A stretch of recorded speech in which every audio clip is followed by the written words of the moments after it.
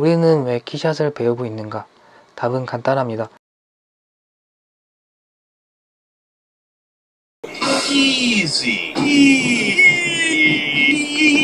쉬워서 딱히 전문 용어를 배우지 않더라도 사용할 수 있기 때문이죠. 게다가 그렇게 힘을 들이지 않아도 기본은 하거든요. 키샷의 인터페이스는 굉장히 직관적입니다. 어지간한 컴맹이 아닌 이상 재질 넣고 렌더는 걸어요.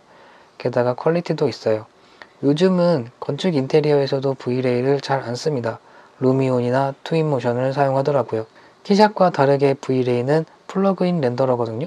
라이노 쓰면 라이노 V-Ray, 스케치업 쓰면 스케치업 V-Ray, 맥스를 쓰면 맥스 V-Ray, 시네마 4D 쓰면 시네마 4D V-Ray. 일단 기본 렌더러를 해제하고 V-Ray 렌더로 교체를 해야 돼요. 세팅이 있어요. 요즘에는 그래도 템플릿을 몇 개 만들어 놨더라고요. 예전에 세팅을 만들었었어요. 저는 템플릿 만드는 방법 몰라서 매번 렌더 걸 때마다 설정을 했었죠. 근데 그게 전부 글씨들이라 직관적이지 못해요. 내가 실수로 뭘 잘못 눌러서 렌더가 갑자기 오래 걸리면 렌더 설정을 리셋하고 다시 하는 게 나아요. 블루투포스, 라이트 캐시, 글로벌 일루미니언스. 처음 보는 사람들은 뭔 말인지 모르죠. 근데 딱히 이걸 말로 설명해서 이해가 되는 것도 아니에요. 렌더 블루투포스와 라이트 캐시는 그냥 렌더 엔진 이름이거든요. 렌더를 걸어봐야 알아요. 실시간 렌더가 빠르다. 렌더는 시간 싸움입니다. 렌더는 오래 걸리면 안 돼요. V-Ray는 실시간 렌더 중심의 렌더 툴이 아니에요. 렌더를 걸어봐야 이렇게 보이는구나 하죠. 특히 환경맵 설정을 할 경우 뷰 안에서는 그 빛 설정이 안 보여요. 렌더를 걸어봐야 보이니 미세 설정이 안 되죠. 된다 해도 시간이 오래 걸리겠죠.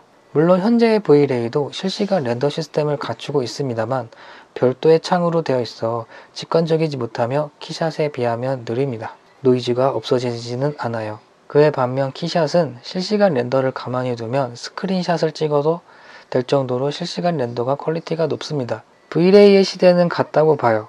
그래도 건축이나 인테리어에서 V-Ray를 쓰긴 했는데 렌더 타임이 오래 걸리기 때문에 야근을 안 할 수는 없어요. 렌더는 보통 데스크탑으로 해야 되는데 만약 회사 PC로 렌더를 건다면 원격으로 렌더를 걸기도 합니다. 사용자 편의가 좋다. 키샷에는 제품 렌더링 사용자 패턴을 이해한 몇 가지 편의성 인터페이스가 있는데요. 첫 번째로는 모델 세트. 키샷 6에서는 씬 세트라고 불리는 이 기능은 하나의 모델을 두고 여러 가지 재질과 색상 및 환경을 설정하여 다양한 렌더 컷을 출력할 수 있습니다. 렌더 큐. 렌더 큐는 여러 장의 렌더 이미지를 일괄 렌더할 수 있도록 도와줍니다. 퇴근하기 전, 잠에 들기 전에 렌더 큐를 이용하여 렌더할 목록 리스트를 만들어 렌더를 걸어 놓으면 렌더를 한 장 한 장 걸 필요가 없습니다. 다음날 아침에 렌더된 이미지를 확인해 보면 되겠죠. 쉽게 생성할 수 있는 누키컷. 키샷에는 알파 채널을 켜는 것만으로도 누키컷이 따집니다. 배경을 투명하게 렌더 걸 수 있죠. 크라운 패스를 이용하여 포토샵에서 각 파트별로 선택을 쉽게 할 수 있습니다. 그림자도 따로 분리할 수 있고요. 볼륨 라이트. 마치 안개 낀 듯한 느낌으로 빛의 경로가 눈에 보이는 것이죠. 이게 키샷 8부터 생기게 되었는데요. 볼륨 라이트는 V-Ray에도 없고 맥스의 기본 내장 렌더러인 멘탈레이에 있습니다. 볼륨 라이트를 하나 쓰겠다고 멘탈레이를 쓰면 멘탈이 나가겠죠. 디스플레이스 맵. 디스플레이스 맵을 우리말로 직역하면 이격하다라는 뜻으로 개체 표면을 거칠게 표현하는 2차 모델링 도구라고 할 수 있습니다. 잔디를 표현하기도 하고요.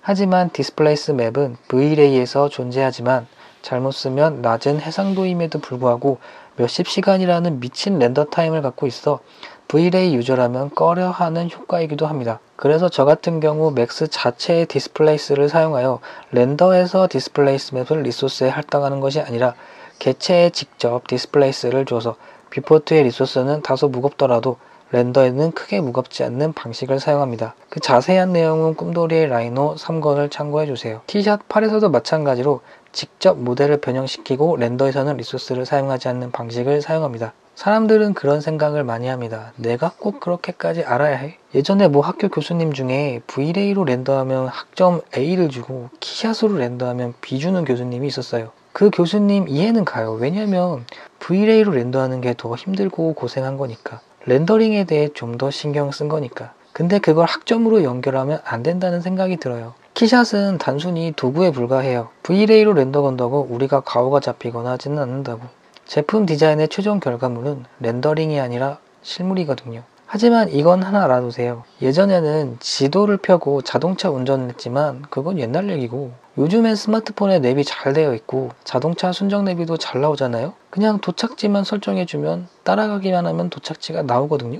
근데 이런 자동화 시스템은 언제가 됐든 멍청한 인간을 속일 수 있어요. 그러니까 키샷을 쓰긴 쓰되 멍청해지지만 마세요.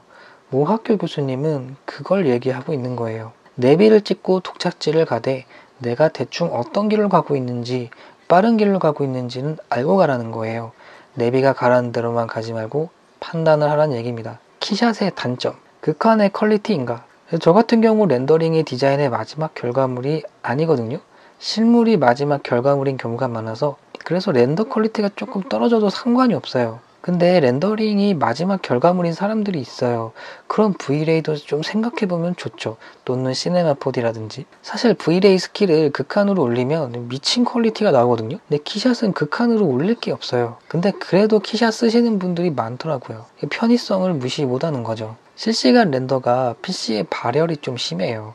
그렇다 보니 웬만한 노트북에서는 팬소음이 심하거나 흔히 비행기 뜬다고 하죠. 어떻게 보면 실시간 렌더를 쓰지 않는 V-Ray의 장점이라고 볼 수도 있을 것 같아요. 맥북 같은 경우는 그냥 꺼집니다. 스로틀링 과정도 없어요. 맥북 에어보다 맥북 프로가 더 심하고요. 그래서 웬만하면 코어 많은 데스크탑을 쓰시는 게 좋아요. 열악한 애니메이션 피벗 설정, 맥스나 마야를 보면 더미 객체를 만들어서 링크를 걸고 회전 애니메이션을 만들고 하거든요. 퓨전 360의 경우 어셈블을 통해서 특정한 회전각이 필요한 경우가 있어요.